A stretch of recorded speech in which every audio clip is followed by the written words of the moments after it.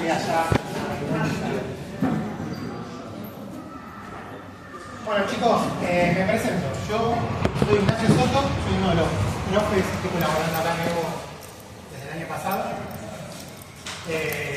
Igual soy docente de evolución desde el 2009, así que siendo JTP, así que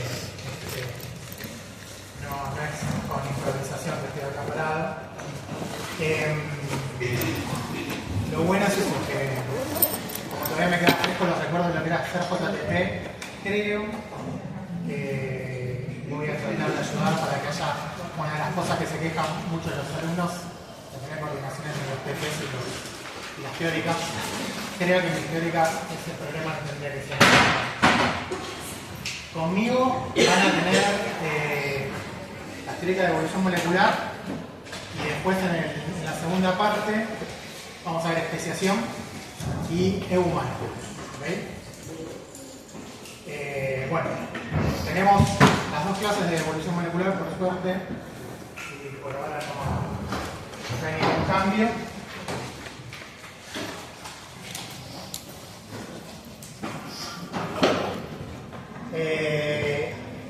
Algunas consideraciones generales de... antes que me olvide, porque Fanara me dejó un recado. Les van a mandar por mail un link al video de la clase que no tuvieron de variabilidad genética. Sí, es un video de la pandemia, creo que grabó Fanara, así que tienen ese tema, entiendo que no lo dio, grabado. ¿Okay? Eso me da pie a decirles que yo no tengo un objetivo muy claro en la clase, en el sentido de que me interesa más que vayamos a un ritmo donde todos ustedes vayan entendiendo lo que voy, más que terminar de dar los temas, ¿se entiende? Así que, si porque yo no lo estoy explicando, o porque estoy dando por sentado alguna cosa que en realidad no la vieron, no la entendieron, con toda la tranquilidad del mundo, me frenan y lo vamos viendo, ¿ok? No me altera para nada el ritmo de la clase. Para eso es un poco lo de dinámica regular. También la próxima clase sería algo que de esta que no se entendió, porque estuvieron viendo, qué sé yo, y les quedó el agujero o en el TP, de repente dicen algo que no les cierra con lo que yo dije, no sé qué. La clase que viene, al arrancar me dicen y lo podemos ver, ¿sí? La de coyuntura actual se refiere, bueno, voy a explicar, esta enzima lamentablemente quedó en la diapo desde el año pasado. Estamos en una situación muy complicada, ojalá podamos determinar de dar evolución en tiempo y forma, pero por ejemplo, lo primero que hice como profesor fue el miércoles pasado no darle clase, ¿sí? Sumándome a la huelga y a la movilización, así que no le voy a decir más, ustedes ya saben en qué situación estamos viviendo. Nosotros como cuerpo docente estamos ahí en un tira y afloje entre mostrar que hay una protesta y sumarnos a las movilizaciones y darles a ustedes los conocimientos, los contenidos y las herramientas que nos parece importantes para su formación. Si alguna responsabilidad se complica en su cabeza, me lo dice porque yo todavía me levanto qué hacer. Bueno, las teóricas son necesarias para entender los temas, pero no van a ser suficientes. ¿Sí? Lamentablemente yo en estas horas no les puedo transmitir todos los contenidos de cada uno de los temas. A veces ustedes van a tener libros, papers, los TP para terminar de cerrar los temas. ¿Okay? Así que no se queden con la diapo. La mayoría de las diapos van a explicar demasiado simplistas porque yo las uso como excusa para tirar una idea, pero no es todo el conocimiento acabado, así que muy probablemente no les termine de cerrar alguna de las cosas que yo digo en la diapositiva, es porque no son suficientes, ¿ok? De última, si ven que no están encontrando el tema, no lo entienden, no encuentran en internet, me dicen, ¿okay? Pero la idea es que esta sea una más de las herramientas. Yo creo que lo más importante acá, que aprovechen, no son las diapos, sino que le pueden hablar directamente y preguntarles, ¿no? Porque después la internet y las inteligencias artificiales están pagando. Bien. ¿Hasta acá alguna duda, alguna pregunta?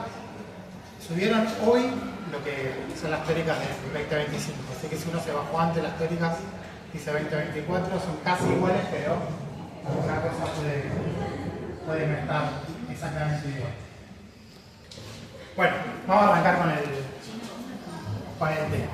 ¿Sí? Nosotros vamos a ver evolución molecular, pero para entenderlo, en realidad tenemos que hacer un poco de un raconto histórico, porque el desarrollo de la biología molecular vino a revolucionar bastante la biología evolutiva. ¿Sí? Y hay muchas cosas de las que vamos a ver que no se entienden si no es en el contexto histórico. Algo, como Panara vieron, ¿no? Historia del pensamiento evolutivo. Bien. Si no lo recuerdan, no lo saben, o si lo saben, lo repasamos. Durante el siglo XX, que se consolida la biología evolutiva moderna, por así decirlo, hay una fase bueno, nace, digamos, la síntesis moderna, ¿sí? Darwin, los genetistas de poblaciones confluyen con la estadística, se hace todo un desarrollo teórico a principios del siglo XX, ahí nace lo que se conoce como la biología evolutiva moderna, se transforma en una estrella de las ciencias, sobre todo de la biología, por la capacidad explicativa que tiene, y de repente todas las ciencias biológicas se enamoran de este relato, la selección natural se vuelve como la fuerza a ser entendida y estudiada, y durante todo el siglo XX vamos a ver primero un enamoramiento y un auge de la síntesis moderna, y desde los 50, 60 hasta ahora empezamos a ver un montón de fallas al cuerpo histórico general y se fue repensando y en algunos puntos hasta medio revolucionando lo que entendíamos como evolución biológica, y ahora no estamos en la síntesis moderna dogmática que teníamos antes. Algunos dicen que ya no es la síntesis, otros dicen que en realidad es una síntesis expandida, eso lo podemos discutir. Pero lo importante, no lo voy a llevar al día de hoy, que es bastante más superador, los quiero llevar allá por los años 50. Piensen que todavía no teníamos secuenciación, no teníamos muchas herramientas para entender la variabilidad genética, pero ya estaban la idea de los genes, de la herencia, estaban los genetistas de poblaciones tratando de entender qué pasaba, y una de las grandes preguntas que está dando vuelta es ¿cuánta variabilidad había en las poblaciones naturales? ¿Sí? ¿Cuánta variabilidad genética había? ¿Por qué es importante la variabilidad genética? Porque sin variabilidad no puede haber selección, porque no hay diferencia. Sí, y más generales porque no puede haber evolución directamente, por lo menos en términos de la genética de población. Tal cual, es la base. Entonces la pregunta era ¿cuánta variabilidad tenemos en la genética? ¿Sí? En esta época la gente trabajaba con indicadores bastante burdos o indirectos de lo que sería la variabilidad genética, como por ejemplo las bandas cromosómicas, algunas mutaciones somáticas en drosófilas, ¿sí? Y había dos grandes escuelas tratando de responder esto. Una es la escuela clásica, ¿esto lo vieron o no? ¿Sí? La escuela clásica que decía hay poca variabilidad, tenemos las poblaciones con los alelos naturales, digamos, salvajes, y cada tanto aparece un mutante que lo más probable es que ¿qué pase con ese mutante? Que se sea seleccionado, ¿no? Se ha seleccionado en contra, por eso las poblaciones en realidad casi son todas, digamos, los genotipos salvajes. La fuerza que está trabajando ahí es la selección natural de manera negativa, ¿sí? O purificadora. Y por otro lado, había una escuela en donde decía que en realidad tenemos que esperar mucha variabilidad en las poblaciones naturales, porque en realidad no tenemos un alelo dominante beneficiado por la selección natural, sino que tenemos varios alelos alternativos. ¿Y por qué? Porque estaban pensando que en realidad lo que reinaba sobre todo en las poblaciones naturales es la selección equilibradora. ¿Sí? El modelo también lo vieron. ¿Sí? Ventaja del heterocigota, en donde ahí tenemos la coexistencia de varios alelos para dar en los heterocigotas los genotipos más seleccionados a favor por la selección natural. ¿Se entiende? Se manda a todo el mundo a hacer los estudios y resulta que mucha variabilidad natural. O sea que en realidad los patrones de variabilidad genética que veíamos en las poblaciones naturales apoyaba la predicción de lo que sería la escuela equilibrada. ¿Ok? ¿Sí? Pero, sin embargo, había mucha gente que esto igual no le cerraba y no consideraba que la escuela equilibrada tenía explicación de qué estaba pasando en las poblaciones naturales. Acá va la primera diapo horrible, no importa. Miren a mí, porque las voy a llevar por un terreno menos pantanoso que ¿sí? ¿Vieron modelo a favor del heterocigota? ¿Se acuerdan? La semana pasada. Bien. ¿Quién era el genotipo con mayor fitness? Heterocigota. Empezamos tranquilos. Bien. ¿Qué pasaba con el sistema? ¿Cuál era la evolución de un sistema de heterosis positiva o a favor del heterocigota? Maximiza el fitness mediano poblacional. Claro. Y ese fitness medio, por siempre, todos los modelos de selección sí. maximizan eso, pero este en particular, ¿qué pasaba? No es uno. No es uno, o sea, no es máximo teórico posible, ¿sí? ¿Por qué? Porque tenemos siempre, todas las generaciones, por segregación, la generación de nuevos homocigotas, ¿sí? De un tipo u otro que son seleccionados en contra. ¿Ok? ¿Bien? Ustedes saben que en el equilibrio va a ser máximo el fitness de esa población, pero no va a ser 1. Eso que le falta para llegar al 1 es la horrible presencia de, me voy a poner re nazi, la horrible presencia de individuos menos aptos, los homocigotas. ¿Ok? Tendríamos que construir una isla y llevarlos a vivir ahí a todos para que no molesten, pero no, porque todas las generaciones se van a seguir apareciendo homocigotas. Sí, hasta ahí termina la analogía, chicos, es un chiste. Esos individuos homocigotas que le están bajando a la población el fitness máximo potencial es una carga. ¿Ok? ¿Sí? Ahora, el modelito que ustedes aprendieron es para un gen, con 2 alelos. ¿Ok? Pero en las poblaciones naturales los individuos tienen genomas, tienen muchos genes, y si la escuela equilibrada tenía razón, la variabilidad de todos los genes están mantenidas por heterosis positiva. ¿Me siguen? Entonces, cada individuo tiene un fitness, el individuo, ¿okay? por su clase genotípica, que en realidad va a estar constituida por los valores de la sumatoria, por así decirlo, de todos los genes. ¿Ok? ¿Me siguen? Entonces, ¿qué pasa ahí? ¿Qué se empieza a armar? Que es lo que le decía que no le cerraba a los teóricos de esto. La única manera que un individuo tenga el genoma perfecto con fitness que le podemos asociar de 1 es que sea absolutamente heterocigota para todos los genes. ¿Ok?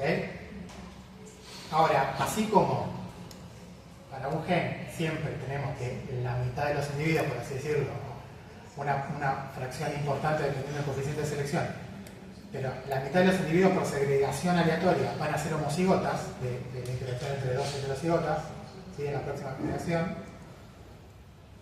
Pasa lo mismo para cada uno de los genes.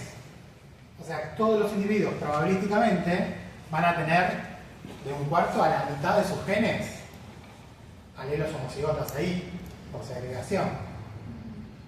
Eso significa que cada uno de esos loci homocigotas le están restando fitness a ese individuo. ¿Me siguen? Eso es lo que se conoce como la carga genética, el lastre de considerar que la única manera de tener un fitness, digamos, cercano a 1 es que haya heterosis positiva en todos los alelos. Eso es un ejercicio de pensamiento teórico, ¿sí? Pero lo que pasa, lo que dicen la gente es, no puede ser entonces en este modelo, porque lo que estamos viendo es que cada individuo tiende a ser infinitamente menos apto que lo que tendría que ser. Y las poblaciones tienen cargas selectivas, tienen cargas segregacionales detrimentales enormes. No cerraba, o tenemos que cambiar los parámetros en cómo pensamos que evoluciona la estereosis positiva, o la estereosis positiva no explica la alta variabilidad de las poblaciones. ¿Se entiende? ¿Más o menos? Si vos tenés que no puedes asegurar que en los individuos tenemos todos los alelos heterocigotas, si tenés una alta porción homocigota, todos esos alelos te restan al virus. No hay un individuo en la población que no esté muy alejado de tener un fitness alto. Y ahora lo llevo a nivel poblacional. Todas las poblaciones tienen una carga genética homocigota que funciona como un lastre y lo deja de la adaptabilidad enorme. Es extraño pensar que todas las poblaciones que existen en el mundo al borde de la extinción por la cualidad genética de estar alejados de los óptimos. No parece funcionar así la naturaleza. ¿Sí? Entonces, esto es el desarrollo con la estereosis positiva de eso, pero para que lo tengan después y lo vean. ¿Sí? Si tenemos esa situación que no cierra, lo que pasaba entonces, vuelvo a la situación de las dos escuelas, una predice algo que no está en la realidad y otra predecía la realidad que no la podía explicar. Entonces estaban, más o menos por los años 50, la ciencia de la genética de poblaciones en un callejón sin salida, en un laberinto donde no se podía realmente entender qué estaba pasando con la genética de poblaciones. ¿Cuál era la fuerza evolutiva que explicaba el patrón? ¿Se entiende? Porque la fuerza que teníamos no lo terminaba de explicar.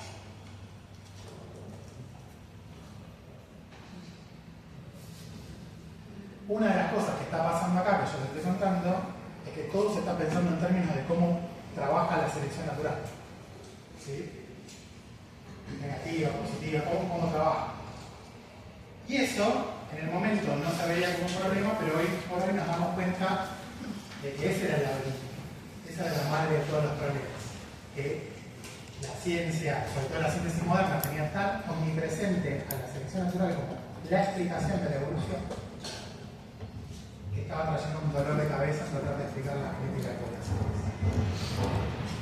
¿Cómo se sale de los laberintos, chicos? Por la regla. La única manera, después nos dimos cuenta que de repente tenemos alguien con una solución brillante, es porque viene de una escuela de pensamiento bastante divergente a lo que era lo clásico. ¿Sí? Vamos a tener, bueno, ya les presento a Kimura, después obviamente para variar los británicos enseguida agarraron las ideas y empezaron a desarrollarlas. No digo que roben, pero la escuela japonesa de genética de poblaciones para esa época trajo un montón de aportes súper interesantes porque para mí ahí había algo que ver con el tipo de filosofía y civilizarismo que se pusieron a estudiar las genética de poblaciones. Tenemos a alguien que se preguntó, ¿y si no fuera así? Si no fuera la selección natural la explicación de esto. Ahora parece una pavada, pero en ese momento fue bastante herético y comienza el desarrollo de la teoría neutralista, que vamos a ver alguna de los principios filosóficos en la clase de hoy. La clase que viene los mato con matemáticas, pero esta va a ser más ¿qué pasó? Se empezaron a hacer estudios, sobre todo se empezó a secuenciar aminoácidos, ¿sí? Y ahí empezamos a tener también algunos indicadores de variabilidad genética.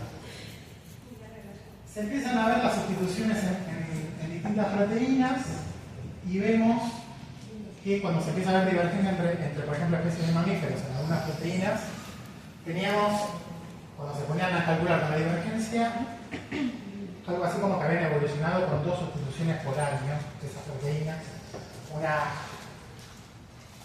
una variabilidad muy difícil de compatibilizar con cualquier modelo de selección. ¿Sí?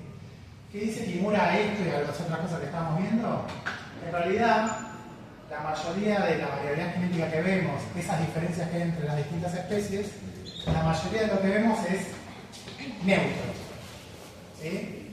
Si decimos neutro, ¿a quién estamos sacando de la discusión para que nos explique qué pasa? Selección. A la selección natural. ¿Ok? Él lo dice de una manera muy 1960, pero está diciendo eso. La evolución de las proteínas no está correlacionada con la evolución fenotípica. Lo dice así porque en ese momento se entendía que cualquier fenotipo macro, digamos, ¿sí? De los organismos, cualquier estructura macroscópica, estaba moldeada por la selección natural. Y era medio que no estaba discutido eso. Entonces, lo que dice Kimura es, cuando me voy a las moléculas, esa evolución está desacoplada de la selección natural que moldea los cuerpos. Las proteínas no las ve la selección natural. Eso es lo que propone. La mayoría de las mutaciones a nivel molecular no tienen efectos fenotípicos. ¿Por qué lo dice así? Porque si tuviera efectos fenotípicos, lo vería la selección natural. ¿Okay? Todavía fíjense que no se pensaba en que los fenotipos macroscópicos podrían tener alguna característica neutra. De tan omnipresente que estaba la selección natural. Bien.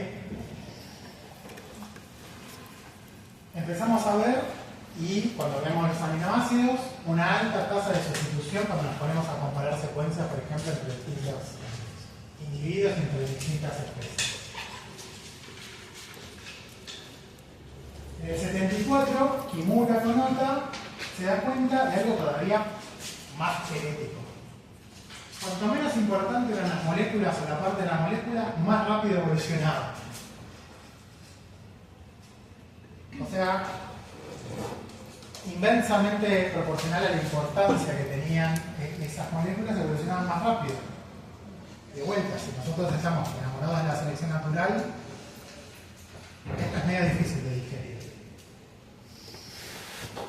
Hoy entendemos que en realidad lo que está pasando es que las partes importantes funcionalmente de las moléculas, en realidad la selección natural las ve y las mantiene en la función, digamos, en los parámetros funcionales en donde está funcionando bien, y es difícil que una mutación la mejore, y por lo tanto están ahí como restringidas, ¿sí?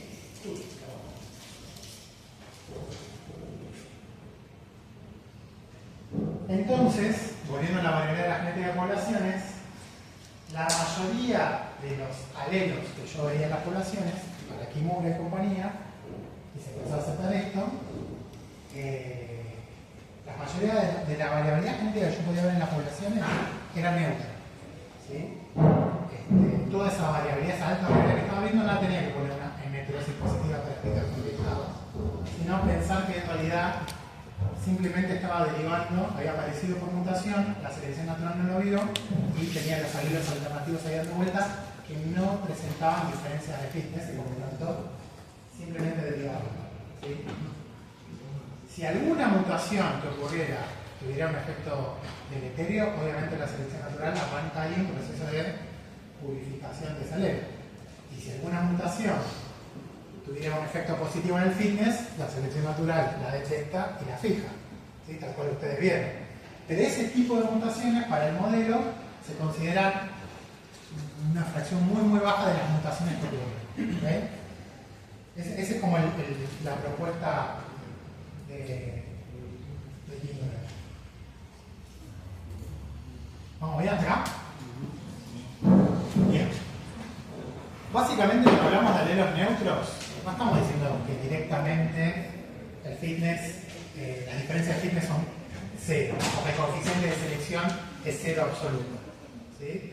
Lo que estamos hablando es que si ese alelo tiene un coeficiente de selección asociado, es tan bajo que es más importante los efectos de la deriva que los de la selección.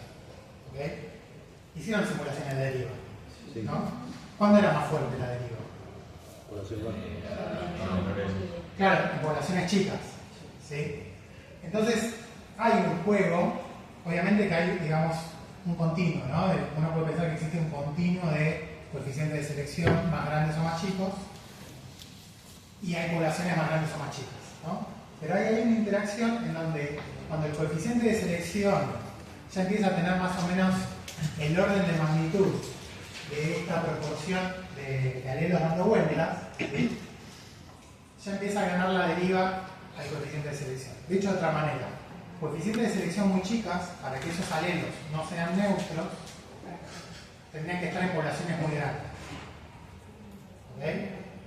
Dicho de otra manera, puedo tener una población evolucionando de manera neutra, todos sus alelos están neutros, pero si aumenta de tamaño poblacional, puede pasar que algunos de esos alelos empiecen a tener coeficientes de selección asociados, porque ahora, al tener un N más grande, esto se achica y proporcionalmente esto se vuelve más grande y la selección no puede actuar. ¿Ok? ¿Así es? Pero cuando decimos que el alelo es neutro, estamos diciendo que es un coeficiente de selección tan chico que es el efecto de la deriva en esa situación particular el que va a decidir el destino de ese alelo. Otro patrón que se los voy a mostrar acá, que lo vamos a ver mucho más adelante cuando estemos más dormidos hoy, pero que tampoco la selección natural podía explicar nada de esto, que es, acá tiene, sustituciones nucleotídicas de la proteína que quiera, divergencia en millones de años de las dos especies, los dos organismos que estoy comparando esa misma proteína. ¿Sí? Por ejemplo, la primera que se supo la estructura y que se vio esto, la hemoglobina. ¿Okay? Empiezo a comparar hemoglobina de ratón y humano, humano y chimpancé, cabra y ratón. ¿Sí? Empiezo a ver pares, empiezo a fijarme cuántas sustituciones distintas tienen. ¿Así bien? Y por registro fósil y lo que sea, tengo una estimación de cuántos millones de años atrás existió el ancestro de entre esos que estoy comparando. ¿Sí? Y me da este grafiquito que, más o menos forzado, pero hay una relación lineal, ¿la ven? Es fácil, es linda la relación lineal, pero si te vieran un poco y estuvieran muy enamorados de la selección natural, tendrían ganas de ponerse a llorar. Porque no es posible que la selección natural camine por el árbol de la vida y viendo más o menos cuánto hace que divergieron cada una de las especies, tunee cada una de las secuencias comparativamente con otra especie que no tiene nada que ver para que me dé este patrón. ¿Sí? Es imposible que esto lo dé la selección natural. Y si no tenemos el desarrollo de la teoría neutralista, no sé, sería el equivalente de mirar al cielo y ver un ojo que nos mira, no tenemos manera de explicarlo y no sabemos que hay algo tremendo que hay que explicar. Esto es algo tremendo que hay que explicar. Entonces, la teoría neutralista ahora vamos a ver qué dice, ¿no? Pero estos patrones vienen a terminar de enterrar a la selección natural tratando de explicar la variabilidad y la divergencia de la mayoría de las proteínas. ¿Sí? ¿Pero venir? Bueno, acá tiene más ejemplos de un montón de genes distintos. Acá tienen la hemoglobina de vuelta. Un montón de genes distintos con este comportamiento lineal, pero no había un comportamiento lineal. Hay distintos comportamientos lineales, esto también lo vamos a ver. ¿Sí?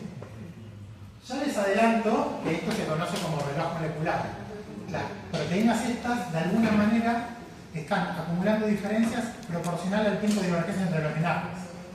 Como si guardaran información de cuánto tiempo hace que están evolucionando como linajes independientes. ¿Sí? Esto ahora, hoy por hoy, esto de vuelta, esto no es que se da porque desarrollamos la teoría neutralista. Esto es un patrón de la naturaleza que la teoría neutralista lo explica. Y nosotros nos aprovechamos de este patrón para, por ejemplo, hoy por hoy datar tiempos de divergencia de especies que no conocemos, por ejemplo, el registro fósil. Igual, cómo funciona esto lo vamos a ver más adelante, pero se los presento como otro de los grandes patrones a... Entonces, años 50, 60, 70, la síntesis moderna clásica no puede explicar estas cosas que yo les estaba contando, ¿sí?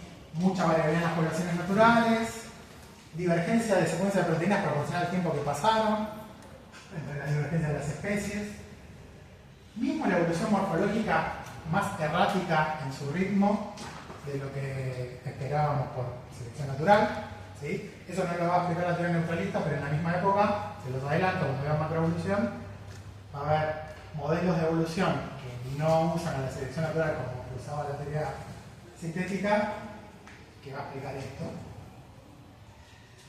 Y la tasa de evolución es inversamente proporcional a la importancia que tiene esa proteína o esa región de la proteína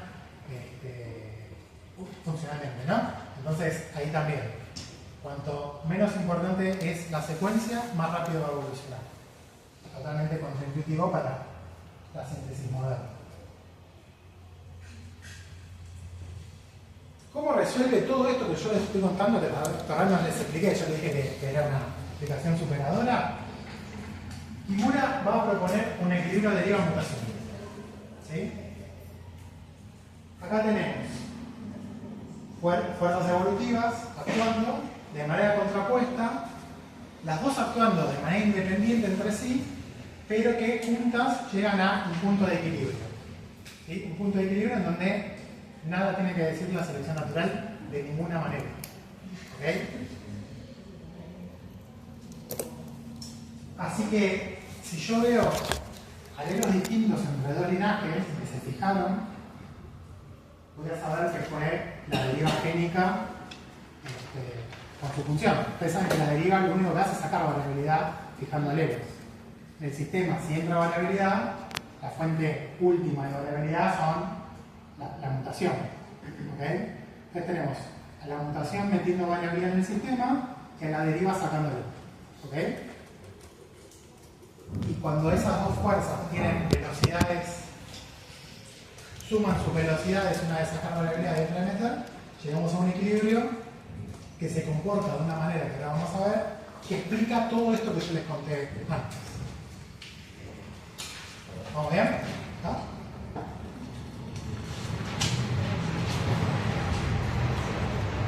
Para la teoría sintética de la evolución, si este gráfico de tortas representa todas las mutaciones que pueden ocurrir, ¿sí?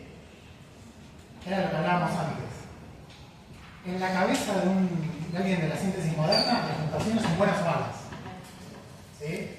El 100% de las mutaciones, algunas tienen un efecto positivo, otras un efecto negativo, dependiendo del nivel de optimismo que tenemos en la naturaleza. Esto va a cambiar, pero básicamente esta es la idea. ¿Okay? Tenemos que cambiar un poco si ustedes tienen este cassette en la cabeza, pero que no, hay que cambiarlo un poco porque en realidad para la teoría neutralista, ¿sí? También considera que hay un montón de mutaciones que ocurren que son negativas. ¿Okay?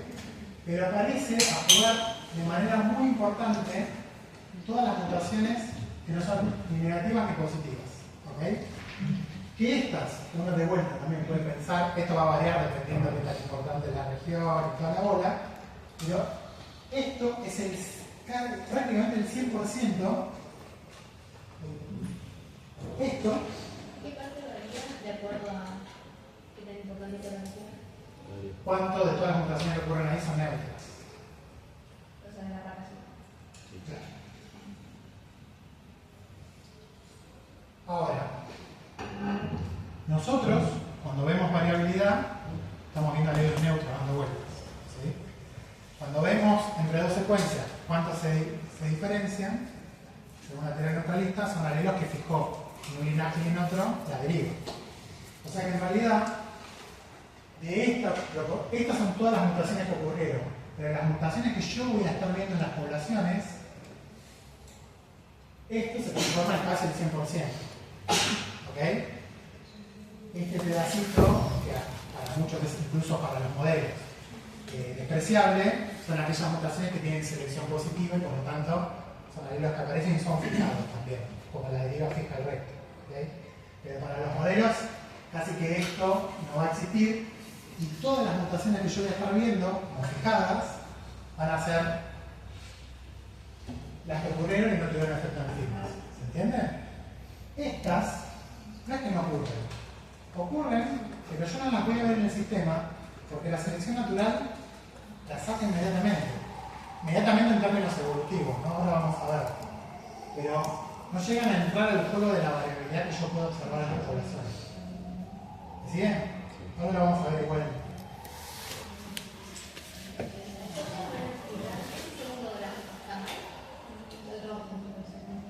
¿Este sí está mal? No, acá nada está mal. Estas son el 100% de las mutaciones que ocurren. mutación. Si la mutación tiene un efecto deletético, negativo, ¿qué pasa con esa mutación? Se eliminan. ¿Por quién? Y porque el individuo no nace o no es joven, no sé. ¿Quién lo saca? ¿Qué proceso evolutivo? Una selección. Bien, con su vestido de qué? Que es negativa. Claro, No. purificadora negativa. ¿Ok?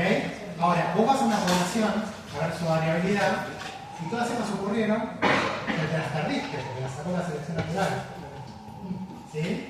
Cuando vos ves alelos dando vuelta a las poblaciones, de todos los que ocurrieron son estos los que me dan vuelta, los azules, los neutros.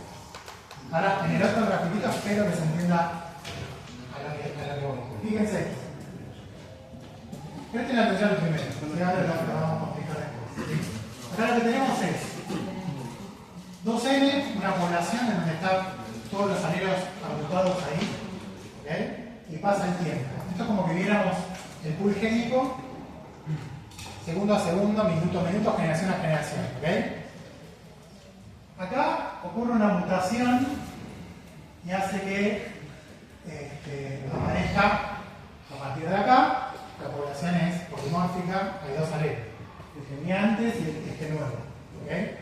Que sube y baja de frecuencia, ¿sí? Podemos pensar arriba o abajo de la curva, como los dos tipos de alelos. Acá sube de frecuencia, baja, se pierde, ¿ven? ¿Sí? Cuando se pierde, si esto toca cero, acá la población vuelve a ser monomórfica. Y acá aparece de vuelta un alelo. ¿Cómo aparecen los alelos en el sistema? Bien, ¿y por qué se mueve de manera errática? Porque deriva. ¿Sí? La selección natural no tiene nada que hacer. Ustedes hicieron la simulación. ¿Sí? Entonces ahí tenemos como Kimura pensaba que funciona el sistema. Tenemos una población que cada tanto aparecen mutaciones, y esas mutaciones a veces se pierden y a veces derivan tanto que hasta pueden llegar a fijarse. ¿Ven? ¿Sí? Bien. Mientras no pasó una cosa u otra y hay más de un alelo dando vueltas, la población ¿cómo es en términos de variabilidad? Polimórfica. ¿Sí? Si en el medio aparece otra mutación como acá, tengo tres alelos. ¿Lo ven? ¿Sí? Y cada tanto, esto tiene, ahora hace más tiempo, ¿no? Este sería este alelo naranja, cada tanto, de alguna de las mutaciones que ocurren, muchas se pierden y otras se fijan. ¿Sí? Y acá apelo a ver si se acuerdan algo de las simulaciones. Cuando aparece una mutación, ocurre una mutación, ese alelo nuevo, ¿qué probabilidad tiene de en algún momento fijar? Aparece una mutación, ese alelo, ¿qué probabilidad tiene de yo vuelvo en el futuro, no importa cuándo, que se haya fijado? No es la frecuencia de ese alelo, depende del tiempo. Claro, que si tengo 2N alelos, 1 sobre 2N. exacto, ¿sí? Su propia frecuencia. En las simulaciones a veces arrancaban con alelos que estaban en 0,5 y si hicieron bien la simulación, en la mitad de las veces se le fijó y en la mitad de las veces se le perdió porque su frecuencia era 0,5. ¿Okay? Pero cuando aparece una mutación, ¿cuáles son las chances de que se fije? 1 sobre 2N. ¿Cuáles son las chances de que se pierda? 2N menos 1 sobre... O sea, todos los otros alelos que existen, ¿sí? Que se fije cualquiera de los otros. Por lo tanto, cada mutación cuando aparece, probabilísticamente es lo más probable que se pierda. ¿Sí? Pero probabilísticamente, cada tanto, alguna mutación se fija. ¿Ven? Todo esto por deriva. Ahora, si yo vengo acá y pudiera rastrear, me daría cuenta que hubo 3 alelos que cada tanto se fijaron. ¿Sí? Este tiempo que termina a fijarse, ¿quién lo lleva? ¿Cuál es el patrón evolutivo? La deriva. ¿Esto va a tener un tiempo fijo? No, es un proceso totalmente probabilístico. Lo que pasa es que cuando empiezo a trabajar con tiempos grandes, esto que es probabilístico empieza a tener cierta regularidad. ¿Sí? Cierta regularidad que uno puede empezar a formular. ¿Ok? ¿Podrías repetir eso, por favor? Sí. Cada una de las fijaciones es un modelo con una situación estocástica, pura casualidad. En cada momento la deriva pudo haber subido o bajado el alelo. Lo que pasa es que como yo vengo del futuro y sé todo, me doy cuenta que hubo alelos que se fijaron. ¿Sí? ¿Está bien? Ahora, vos no podés predecir, si existís acá, no podés predecir, no tenés manera de predecir si este alelo se va a fijar y cuándo. Porque es un proceso estocástico. ¿Me seguís? Sí. Pero si vos vivís 100 millones de años y esto se mantiene, te vas a dar cuenta que cada 10.000 años algún alelo se fija, más o menos. ¿Sí? Empieza a haber una regularidad. Cada evento es totalmente estocástico, pero cuando empezás a cambiar de escala te das cuenta que cada tanto hay una. ¿Sí? Esos 3 alelos son para el mismo locus, porque no tendría sentido. Sí, ¿por qué no? Y porque si te fija uno, no te puede fijar otro. O sea, Se fija este, se fija este ahora es el 100% del alelo, ¿sí? Que existe y a una copia de este naranja, ahora tenés el ex naranja. Bien. ¿Sí? No puede haber dos fijados al tiempo. No lo pienses como un nucleótido, pensar por ejemplo con una hemoglobina. Tenés 100 pares de bases, tenés el alelo, la secuencia de 100 pares de bases, aparece uno nuevo porque mutó en la segunda posición, se fija ese, es el alelo, y después se fija en la posición 30 de esta versión, pero ahora con una mutación más. Bien. Y así se van acumulando mutaciones. ¿Sí? ¿Bien?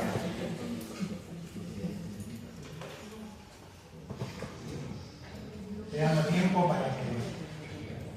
Bien. Esto, ¿de qué depende la deriva? Que tan fuerte es o no. El tamaño poblacional. Si yo a la población la hago crecer, ¿va a tardar más o menos una ley en fijarse? Más. ¿Sí? ¿Por qué? Básicamente porque tiene más pasos generacionales para conectar de frecuencia y terminar siendo el 100%.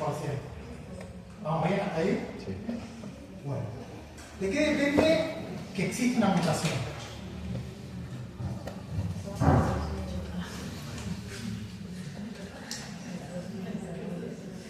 Biológicamente, ¿por qué se producen mutaciones? Errores de copiado. Claro, ¿por qué existen los errores de copiado? Cada vez se duplica. Para empezar, si hay un Dios, que es bastante desprolijo, no le importa, pero porque la polimerasa cada tanto se equivoca, mundo cuántico, shit happens, pero como sea, hay mutaciones, ¿sí? Menos mal. ¿Ok? Pero eso es un evento muy particular, totalmente independiente de en dónde, si creen a IBMC, pero totalmente independiente del sistema afuera, si de día, de noche, estás en América, qué parte de la proteína es, la mutación ocurre o no ocurre. ¿Ves? Después se puede reparar o no, pero sabemos que termina en algunos casos fijada una mutación. ¿Okay? Entonces, para que haya más mutaciones, más entrada de variabilidad que necesitaría. Replicar más, o sea, hacer que la polimerasa funcione más rápido o más. Se equivoque más. Sí. ¿Sí? O, suponiendo que la polimerasa siempre es la misma, y sabiendo que esto es por deriva, ¿qué tiene que pasar con las mutaciones?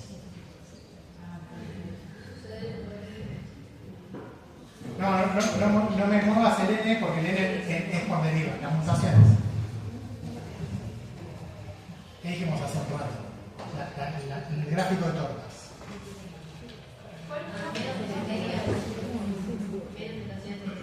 Si no son deleterias, ¿qué son? Neutras. Sí. Puede haber positivas, pero vamos a hacer una boluda. Neutras, ¿sí? Entonces, podría pasar en el sistema que justo estoy en una región del genoma donde más fracción son neutras, ¿sí? Entonces, yo les estoy introduciendo los dos elementos ahora de las variables. Si aumento el n, la deriva se desacelera, ¿sí? ¿Está bien? Entonces, tendría que esperar que estos eventos de fijación se alarguen en el tiempo. Sí. ¿Son alelos particulares o pedazos random del Lo que te sirva, Kimura, esto lo hizo a mano alzada, así que imagínate. Pero digo, si hablamos de variabilidad en un pseudogénero, esa Sí. variabilidad no tiene, o sea, no sirve de nada la variabilidad. Bueno, ahí vas a tener el 100% de las mutaciones prácticamente van a estar. Sí. Y se analiza esa parte para hablar de variabilidad o no habla Sí, de sí, sí. variabilidad. Ah, No. vamos sobre la parte codificante. No, acá estamos hablando bien en términos generales de cómo funciona la variabilidad. De hecho, antes hablamos de que ellos se fijaban las distintas regiones del genoma cuáles evolucionaban más rápido. El ejemplo de evolución rápida va a ser esa parte que es un pseudogénero. Y como me parece medio raro, yo esperaría que sea imposible que llegue a fijar un alelo, porque siempre va a surgir una mutación, o sea, más mutaciones, entonces no sé, salvo que la tasa de mutaciones sea mucho más chica de lo que yo espero. Si te dejaba seguir hablando, terminaba. Sí, Bueno, sí. sí a todo lo que decís. Exactamente eso. No te busca que el mundo sea. Es eso que vos decís. Es exactamente eso que vos decís. Nosotros vemos mucha variabilidad en las poblaciones, mucha variabilidad en las poblaciones. Entonces lo que dice Kimura es, a pesar de que deriva, las fijaciones son probabilísticamente menores que las mutaciones que van apareciendo y por eso siempre hay variabilidad. Claro. Porque en lo que tarda este alelo en fijarse en generaciones, ya hubo otras mutaciones que ocurrieron. Sí. ¿Sí? ¿Está bien? Les hice una trampa porque las mutaciones, no como probabilidad de mutación, pero como cantidad de mutaciones que yo veo, sí también depende del N. Porque las mutaciones ocurren en alelos particulares. ¿Sí? Entonces, si tengo una tasa de mutación que se equivoca la polimerasa una en 1.000.000 de veces que copia, y tengo una población de 10 individuos, son 20 alelos, no va a llevar a ¿sí? Entonces pasan un montón de generaciones hasta que probabilísticamente la polimerasa se equivoque. Ahora, si la polimerasa se equivoca 1 por 1.000.000 de veces, tengo una población de 300 millones de individuos reproduciéndose, ahí ya tengo decenas de mutaciones cada generación ocurriendo. ¿Lo ven? Porque en algún alelo, en alguna copia de algún individuo, la polimerasa se va a equivocar. Esto es mucho una cuestión de número. Fíjense que estamos hablando de eventos que ocurren o no probabilísticamente.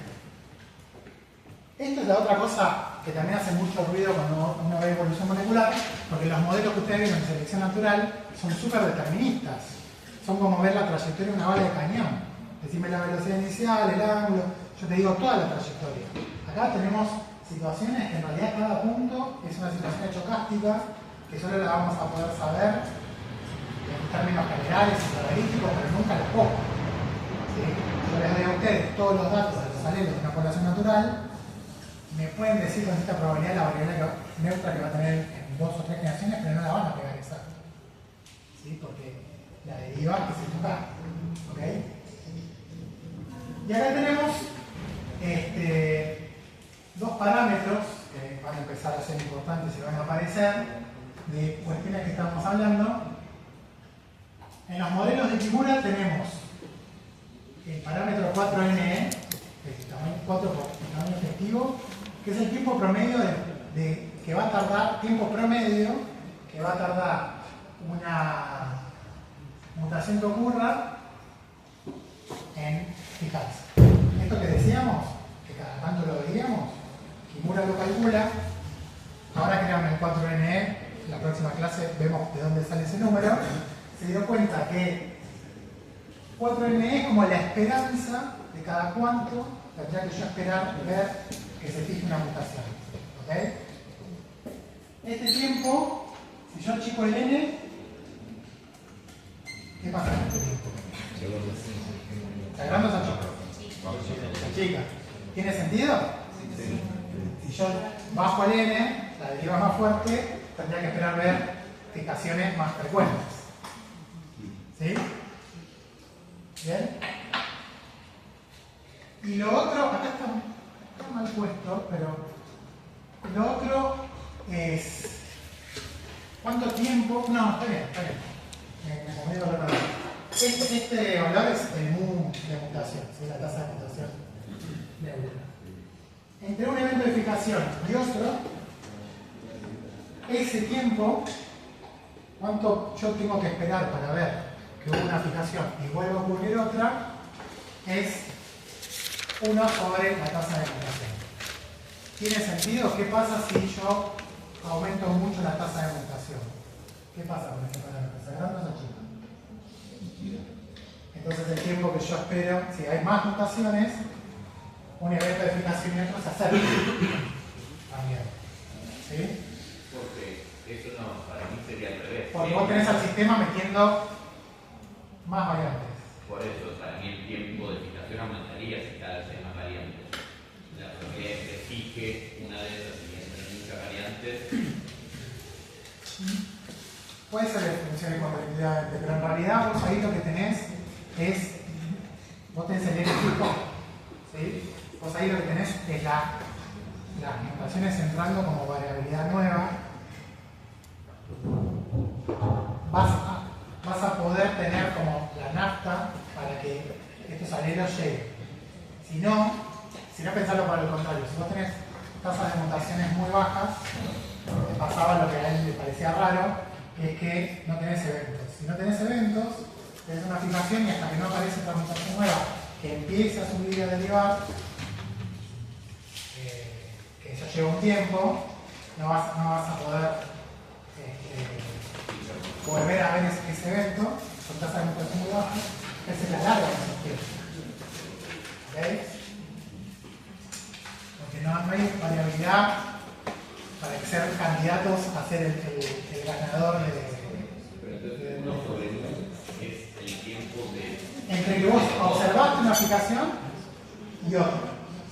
Parece medio relacionado con el otro, pero este es cuánto a una mutación, no importa si existe otra, cuánto le va a llevar a una mutación en promedio desde que aparece fijarse. Este se fija, ¿no? O sea, que se fije una no implica, para ubicar nada más una fijarse no implica que el contenido también es de resolución. ¿Qué otra es ahora? Porque teníamos dos variables de orden. Si una se fija, la otra se pierde. Una de esas cuatro, Sí. porque aparecieron más. Ah, ok. Perdido una. Sí, no tiene nada. Sí, creo que te entiendo y no tiene nada que ver. ¿Qué significa la